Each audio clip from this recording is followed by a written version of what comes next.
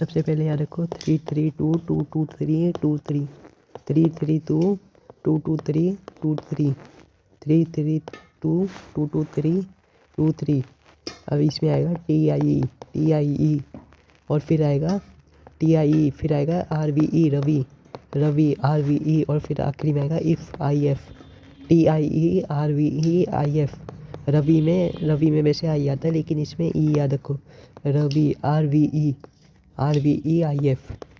तो और अब लिखो TAT तट, TAT रमा RMA, और फिर आएगा TR आएगा। मतलब कि अब हो गया 3 3 2 2 2 3 2 3 TIE RVE IF TAT RMA TR तट Rama TR tie Ravi if 3 3 2 2 2 3 2 3।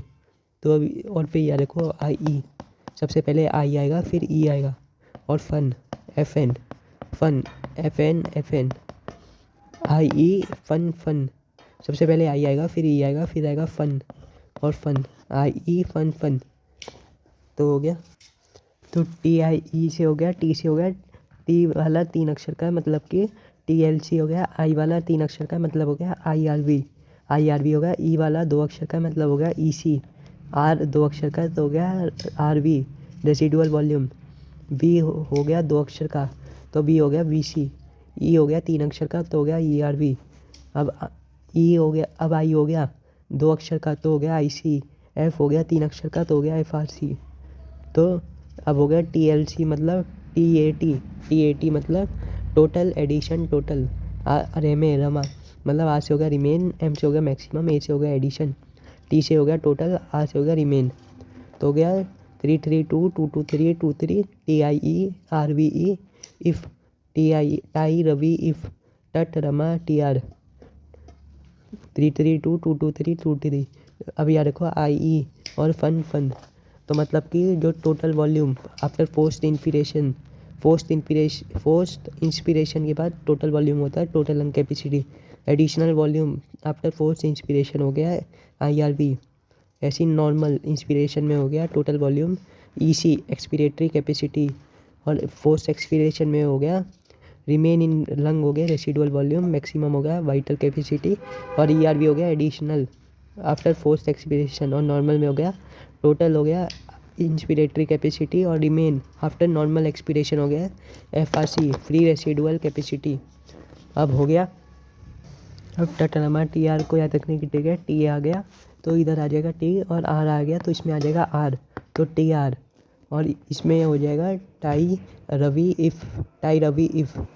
अब है, अब याद रखो तेरी TERI तेरी, तो T से हो गया 500 मिलीलीटर, और 6000 से 8000 मिलीलीटर पर मिनट, 6000 से 8000 मिलीलीटर पर मिनट मतलब 6 से 8 लीटर पर मिनट, और 0.5 लीटर सिर्फ T वाला। अब ई से याद रखो, अब दोनों में 0.1 का डिफरेंस है, और फिर सीधा आएगा 1.5 का, मतलब ई में डिफरेंस है 0.1 का, तो 1 से 1.1 हो गया। आर से हो गया 1.1 से 1.2, 0.1 का डिफरेंस है। अब जो आई है इसमें 1.5 का डिफरेंस है, मतलब कि 2.5 से 3 हो गया, 2.5 से 3 हो गया। तो तेरी मतलब टी से हो गया 500 और 6 से 8 लीटर पर मिनट। ई हो गया 1 से 1.1, 0.1 का डिफरेंस है। आर में 0.1 का डिफरेंस है, तो 1.1 से 1.2, और आई से 2.5 से 3, 1.5 का डिफरेंस है 2.5 से 3। और जो टाइडल वॉल्यूम होता है, टाइडल वॉल्यूम मतलब टी वाला टीवी, वो होता है वॉल्यूम इंस्पायर्ड या एक्सपायर्ड ड्यूरिंग नॉर्मल रेस्पिरेशन।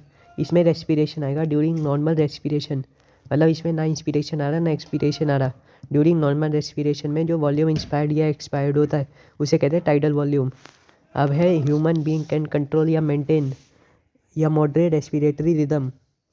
तो जो तेरी हो गया टी से हो गया 500 और 6 से 8 लीटर पर मिनट, 500 और 6 से 8 लीटर पर मिनट। ई हो गया 1 से 1.1, 1 से 1.1। आर हो गया 1.1 से 1.2। आई हो गया 2.5 से 3। अबे ह्यूमन बीइंग कैन मेंटेन या moderate respiratory rhythm, this is done by neural system. Human being can maintain या moderate respiratory rhythm, this is done by neural system. Respiratory rhythm center, respiratory rhythm center, इसमें P आ रहा है और इसमें M आ रहा है। रेस्पिरेटरी रिदम सेंटर, रिदम में एम आ रहा है, रेस्पिरेटरी में पी आ रहा है। तो पी से हो गया रेगुलेट्स प्राइमरली और एम से हो गया present in medullary region of brain. Rhythm, rhythm के आखिरी में एम आ रहा है तो present in medullary region of brain, और रेस्पिरेटरी में पी बीच में आ रहा है तो रेगुलेट्स प्राइमरली, रेगुलेट्स प्राइमरली। अब chemosynthetic area, chemosynthetic area present adjacent to rhythm centre, मतलब ये रिदम सेंटर के बगल में ही होते हैं। Chemosensitive area, highly sensitive to carbon dioxide and H plus, highly sensitive to carbon dioxide and H plus. Increase in concentration of CO2 and H plus can activate chemosynthetic area. Increase in CO2 and H plus concentration can activate chemosynthetic area, मतलब जब increase होगा तभी ये activate होते हैं। और these control rhythm respiratory rhythm center by which H plus and CO2 can be eliminated, मतलब कि अब ये H प्लस और CO2 को जब ज़्यादा हो गए तो ये एक्टिवेट हो जाते हैं और फिर ये रेस्पिरेटरी रिदम सेंटर को कंट्रोल करते हैं ताकि ये H प्लस और CO2 को हटा सके, एलिमिनेट कर सके। अब है न्यूमेटिक सेंटर, जो न्यूमेटिक सेंटर होता है इसमें सबसे पहले पी आ रहा है, पी आ रहा है तो present in pons, present in pons brain region. और मैं एम ए आ रहा है, मतलब कि moderate function of respiratory rhythm centre, एक तो मॉडरेट करेगा, एम ए आ रहा है pneumatic, moderate function of respiratory, और पी सबसे पहले आ रहा है तो प्रेजेंट इन पॉन्ड्स। और रेस्पिरेटरी रिदम सेंटर में रिदम के आखिरी में एम आ रहा है तो प्रेजेंट इन मेड्यूला, और पी बीच में आ रहा है तो रेगुलेट्स प्राइमरली। अब है pneumatic center also can alter respiration duration, pneumatic A आ रहा है तो A can alter respiration duration.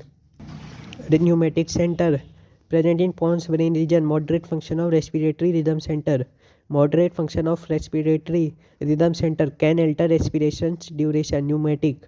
अब है receptor associated with carotenoid artery and aortic arch can also recognize changes in carbon dioxide and H plus and send signal to rhythm center for action।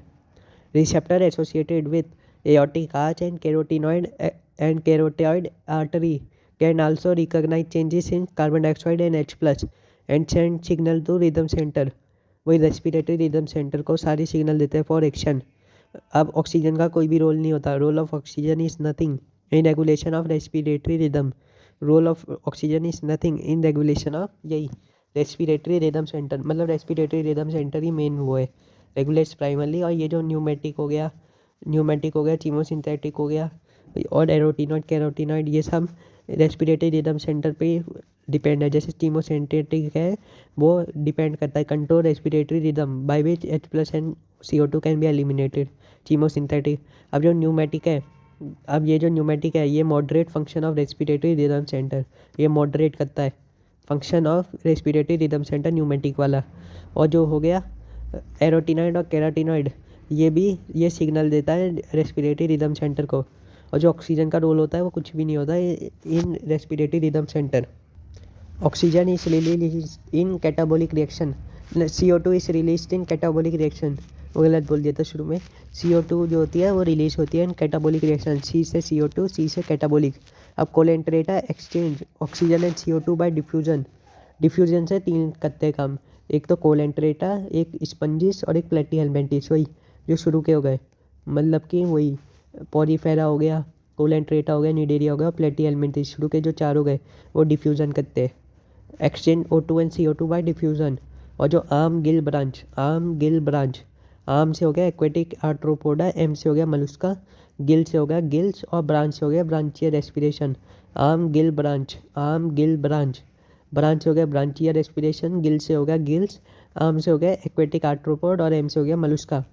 Earth moist cut, अर्थ से हो गया earthworm, वो करता है moist cuticle होता है और वो क्यूटेनियस होता है। अर्थ मॉइस्ट कट,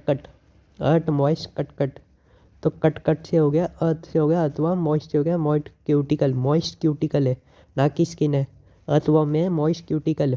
और कट अर्थ मॉइस्ट कट तो हो गया कट से हो गया क्यूटेनियस। अब है frog, cut frog moist skin,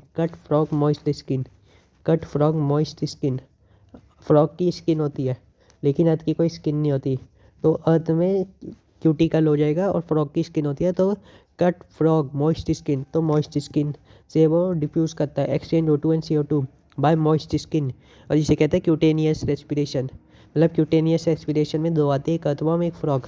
अब जो अर्थवर्म है, जो अर्थ है, अर्थ की कोई भी स्किन नहीं होती, तो हमें अर्थ को कट करना है, तो मॉइस्ट क्यूटिकल हो गया। और जो फ्रॉग होता है वो ये जिंदा, जैसे ह्यूमन बींग में स्किन होती है, तो फ्रॉग में मॉइस्ट स्किन क्यूटेनियस हो गया। अब human respiratory system N P E L T primary secondary tertiary initial terminal alveoli, N P L T N P E L T N P E L T primary secondary tertiary initial terminal.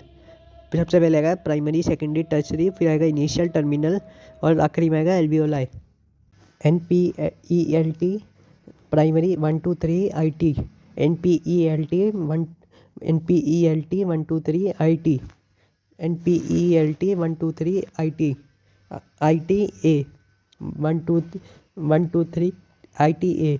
तो N P से हो गया, जो pharynx होता है वो common passage होता है, कॉमन पैसेज पी, फेरिंग्स में पी आ रहा है तो पी से हो गया पैसेज, तो पैसेज हो गया तो कॉमन हो गया, common passage for food and air pairings.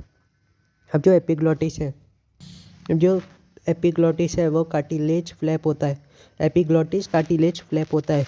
Provide food entry into larynx, provide food entry into larynx, epiglottis cartilage flap होता है। एपिग्लोटिस पे जो हम बचपन में पढ़ते थे वो कार्टिलेज फ्लैप होता है, ताकि खाना फूड के, ताकि लंग्स के अंदर खाना ना जाए। Prevent food entry into larynx. अब जो लिरिंग्स होता है, लिरिंग्स मतलब लिरिक्स, गाने की जो लिरिक्स होती है, तो कॉल्ड साउंड बॉक्स, और ये कार्टिलेज का होता है। अब N P E L T 1 2 3, जो टी है trachea divides in fifth thoracic chamber into right and left bronchi, trachea divides in fifth thoracic, fifth मतलब 3 4 5, N P E L T 5 हो गए, तो trachea divides in fifth thoracic chamber into right and left bronchi. अब जो T I ई, अब T I ई याद रखो, T I ई मतलब ट्रेची से लेकर इनिशियल ब्रोंचिल, ट्रेची से लेकर initial bronchiole supported by incomplete cartilaginous ring. T I E तो ऐसी बोलती है, मतलब कि टी आई और ई से याद रखो कि इनकम्प्लीट कार्टिलेज है। टी आई और टर्मिनल वाला जुड़ा नहीं होता, इनकम्प्लीट कार्टिलेज नहीं होती उसमें, सिर्फ इनिशियल ब्रोंचियल तक होता है और ट्रेची से शुरू होता है। और ये सारा जो होता है नॉस्ट्रिल से लेके जो टर्मिनल ब्रोंचियल तक होता है, ये कंडक्टिंग पार्ट है, जो transport air clears air from dust, bring air to body temperature. और जो एल्वियोलाई है वो होता है रेस्पिरेटरी या एक्सचेंज, जहाँ एक्चुअल डिफ्यूज़न होता है रेस्पिरेटरी या एक्सचेंज में, और जो कंडक्टिंग होता है वो होता है नॉस्ट्रिल से लेके टर्मिनल तक। अब है जो लंग होता है वो इस anatomically in air tight chamber, lung is anatomically in air tight chamber. Change in thoracic cavity से चेंज इन पल्मोनरी कैविटी हो जाता है। जब हम थोरेसिक कैविटी का वॉल्यूम चेंज करते हैं तो उससे चेंज इन पल्मोनरी कैविटी हो जाता है, पल्मोनरी बाद में और थोरेसिक पहले है। अब है डोर्सली, लंग के पीछे वाले, लंग के पिछवाड़े पे है वर्टिब्रल कॉलम, वो जो रीढ़ की हड्डी वर्टिब्रल कॉलम है लंग के पीछे, और लंग के लोअर साइड नीचे है लंग के डायफ्राग्राम, और लंग के आगे मतलब वेंट्रली है स्टर्नम, और लंग के लेटरली चल रहे रिब्स। अब we can directly change pulmonary volume, लेकिन हम थोरेसिक वॉल्यूम बदल देते हैं जिससे पल्मोनरी वॉल्यूम बदल जाता है। अब lung cover with 2 layer pleural with pleural fluid between them, जो reduces friction on lung, reduces friction on lung कौन करता है, 2 pleural cavity, 2 layer pleural with pleural cavity between them. अब आउटर प्लूरा जो होती है in contact with thoracic lining, और जो इनर प्लूरा होती है इन कॉन्टैक्ट विद लंग, अंदर वाला तो लंग से ही होगा क्योंकि वो प्लूरा है, और जो आउटर वाला हुआ वो थोरेसिक लाइनिंग से होता है। अब breathing awkward by pressure gradient, जो ब्रीथिंग होती है उसमें प्रेशर ग्रेडियंट बनता है, ब्रीथिंग में प्रेशर ग्रेडियंट बनता है। अब है ब्रीथिंग के 2 इंस्पिरेशन एक्सपिरेशन। अब इसे याद रखने के, इंस्पिरेशन में है अंदर का जो प्रेशर होता है वो कम होता है देन एटमॉस्फेयर प्रेशर, अंदर का प्रेशर कम हुआ बाहर के प्रेशर से तो बाहर से अंदर हवा आ जाती है, तो intra pressure less than atmospheric pressure. तो अगर प्रेशर अंदर का कम हुआ तो अंदर का वॉल्यूम ज़्यादा करना पड़ेगा, वॉल्यूम ज़्यादा करना पड़ेगा तो मतलब कि डायफ्राग्राम कॉन्ट्रैक्ट होगा, डायफ्राग्राम पहले ऐसे होता है उठा हुआ, वो ऐसे नीचे हो जाता है, वो मतलब कॉन्ट्रैक्ट हो रहा है, तो डायफ्राग्राम कॉन्ट्रैक्ट। अब इसे याद रखने की ट्रिक है in x contract, in x dia contract, diaphragm contract तो होता ही है, तो इन एक्स डाया कॉन्ट्रैक्ट, तो मतलब कि इन एक्स डाया कॉन्ट्रैक्ट, तो डाया और एक्सटर्नल इंटरकोस्टल मसल जो होती है, एक्सटर्नल इंटरकोस्टल मसल इन एक्स कॉन्ट्रैक्ट, ये दोनों कॉन्ट्रैक्ट होती है, तो स्टर्नम और रिप्स अप हो जाती है, स्टर्नम और रिप्स अप हो जाती है इंस्पिरेशन में, स्टर्नम और रिप्स अप हो जाती है इंस्पिरेशन में, और जो एक्सपिरेशन है उसमें स्टर्नम ऑफ रिब नीचे हो जाती है और इंटरकोस्टल मसल रिलैक्स, इंटरनल उसमें था एक्सटर्नल इंटरकोस्टल मसल कॉन्ट्रैक्ट, इसमें इंटरकोस्टल मसल रिलैक्स, इसमें सिर्फ इंटर लिखा है, ये नहीं लिखा कि एक्सटर्नल है या इंटरनल है, इसमें वही लिखा है जैसे इंस्पिरेशन में था external intercostal muscle contract, expiration में सिर्फ इंटरकोस्टल मसल रिलैक्स, उसमें कॉन्ट्रैक्ट हो रही थी, इसमें रिलैक्स होती है। अब डायाफ्राम बैक टू नॉर्मल हो जाता है एक्सपिरेशन में, और पॉजिटिव प्रेशर होता है लंग में, और अंदर का प्रेशर ज़्यादा होता है एटमॉस्फेयर के प्रेशर से एक्सपिरेशन में, तो थोरेसिक वॉल्यूम कम हो गया एक्सपिरेशन में, और ब्रीथिंग होता है 12 से 16 टाइम पर मिनट, 12 से 16 टाइम पर minute, volume measured by spirometer, volume measured by spirometer, और ब्रीथिंग होता है 12 से 16 टाइम पर मिनट। अब सबसे ज़्यादा सॉल्युबिलिटी होती है वो होती है CO कार्बन मोनोऑक्साइड की, फिर होती है CO2 की, और सबसे कम होती है ऑक्सीजन की। सबसे कम सॉल्युबिलिटी होती है ऑक्सीजन की, फिर होती है CO2 की, और सबसे ज़्यादा सॉल्युबिलिटी होती है कार्बन मोनोऑक्साइड की। CO2 is 20 to 25 times more than oxygen solubility, carbon dioxide की सॉल्युबिलिटी ज़्यादा होती है, ये याद रखो। अब है AADOT, AA डॉट, ए से हो गया एटमॉस्फेयर, ए से हो गया एल्वियोलाई, डी से हो गया डीऑक्सीजनेटेड ब्लड, ओ से हो गया ऑक्सीजनेटेड ब्लड, टी से हो गया टिश्यू, ए डॉट। तो 159 104 95, मतलब एक ही लाइन में लिखो 100 से ऊपर वाले नंबर, 159 104 95, जो 100 के आसपास है, 159 104 95, ये एक ही उसमें आ जाएगा, और ये ऑक्सीजन है, ऑक्सीजन सबसे ज़्यादा होती है 159 104 95, 159 104 95 ऑक्सीजन में। और जो CO2 होता है, CO2 ये हो गया 0.3, याद रखो एटमॉस्फेयर का, एटमॉस्फेयर का इसे भी याद रखो 0.3, एटमॉस्फेयर का 0.3। अब आगे लिख दो इधर 40, इधर लिख दो 40, 40 लिख दिया, 40 40 40 40 45 45, 45 दो बार आएगा, 40 आ जाएगा, 1 2 3 4 4 बार आ जाएगा, और 45 दो बार आ जाएगा। अब तो हमने याद किया है AA dot O2 CO2, O2 ऊपर आएगा, CO2 नीचे आएगा, और 159 एटमॉस्फेयर में है, और CO2 है 0.3 याद रखो, CO2 कम होती है, ऑक्सीजन ज़्यादा होती है 159। अब ज़्यादा है तो सारे 100 के बराबर नंबर आएंगे, मतलब 159 104 फिर एक छोड़ के 95, 159 104 फिर एक छोड़ के 95, 40 40 40 40 45 45। अब 721 70, 721 70 ये कार्बन डाइऑक्साइड का है, 721 70, 7 हो गया प्लाज्मा, PCB याद रखो, PCB प्लाज्मा कार्बोनी अमीनो या RBC, कार्बिनो, और B से हो जाएगा बाइकार्बोनेट, P से हो जाएगा प्लाज्मा, C से हो जाएगा कार्बामिनो या RBC 21 वाला, 721 70, 70 से हो गया बाइकार्बोनेट, PCB 721 70। अब ऑक्सीजन होता है 97% और 3%, ऑक्सीजन होता है 97% और 3%, जो 97 हुआ वो हुआ RBC से, वही ऑक्सी हीमोग्लोबिन, और 3% हुआ प्लाज्मा से, 3% ट्रांसपोर्ट करता है प्लाज्मा। अब है एल्वियोलाई, एल्वियोलाई की स्क्वाइमस एपिथेलियम ऑल स्क्वीज, एल्वियोलाई के स्क्वाइमस एपिथेलियम ऑल स्क्वीज, फिर आएगा बेसमेंट, और सबसे नीचे आता है कैपिलरी की endothelium, endothelium of capillary, endothelium of capillary all squeeze. तो एल्वियोलाई का हो गया स्क्वाइमस, और फिर आएगा बेसमेंट, और ये तीनों मिला के बनते हैं less than 1 millimetre, less than 1 millimetre बनाते हैं। अब ऑक्सीजन, अब है CO2 plus H2O, CO2 plus H2O जो होता है वो carbonic anhydrase, in the presence of carbonic anhydrase बनाता है H2CO3, और वो फिर वापस in the presence of carbonic anhydrase बनाता है बाइकार्बोनेट, बाइकार्बोनेट मतलब HCO3 माइनस, NaHCO3 बनाता है बाइकार्बोनेट, जैसे सोडियम बाइकार्बोनेट होता है NaHCO3, ऐसी HCO3 माइनस जिसे कहते हैं बाइकार्बोनेट। अब reaction happen forward in tissue side and forms HCO minus, मतलब CO2 प्लस H2O ने बनाया H2CO3, फिर वापस कार्बोनिक एनहाइड्रेस में बनाया HCO3 माइनस, जिसे कहते हैं बाइकार्बोनेट। तो रिएक्शन फॉरवर्ड चलेगी इन टिश्यू साइड, फट, इसे याद रखो फट से, फट, तो फट फॉरवर्ड जा रहा है, मतलब कि वो बनाएगा bicarbonate and forms bicarbonate. As in tissue side PCO2 is high due to catabolism, as in tissue side PCO2 is high. तो फट याद रखो, फट F से हो गया फॉरवर्ड, T से हो गया tissue. Reaction happen forward in tissue side and form HCO3 minus. As in tissue side partial pressure of CO2 is high due to catabolism. वही PCO2 ज़्यादा है ड्यू टू कैटाबोलिज्म। अब CO2 रिलीज होती है catabolism से, तो as in tissue side PCO2 is high due to catabolism. अब reaction happen backward in alveoli side forming CO2 and H2O। Backward में B के आगे A आ रहा है, तो A से हो गया एल्वियोलाई। तो reaction happen backward in alveoli side forming CO2 plus H2O। As in this side PCO2 is low, CO2 trapped as bicarbonate at tissue level is released as CO2। at tissue level is released as CO2। वही जब reaction backward चलती है। अब है oxygen की transport और CO2 की transport. अब ऑक्सीजन की ट्रांसपोर्ट में याद रखो 45 मतलब कि maximum 1 haemoglobin can carry 4 oxygen molecule. एक haemoglobin can carry 4 oxygen molecule. और अब याद रखो every 100 millilitre of oxygenated blood delivers 5 millilitre of oxygen to tissue. हर 100 millilitre of oxygenated blood deliver 5 millilitre of oxygen to tissue. वो tissue को देता है 5 मिलीलीटर ऑक्सीजन।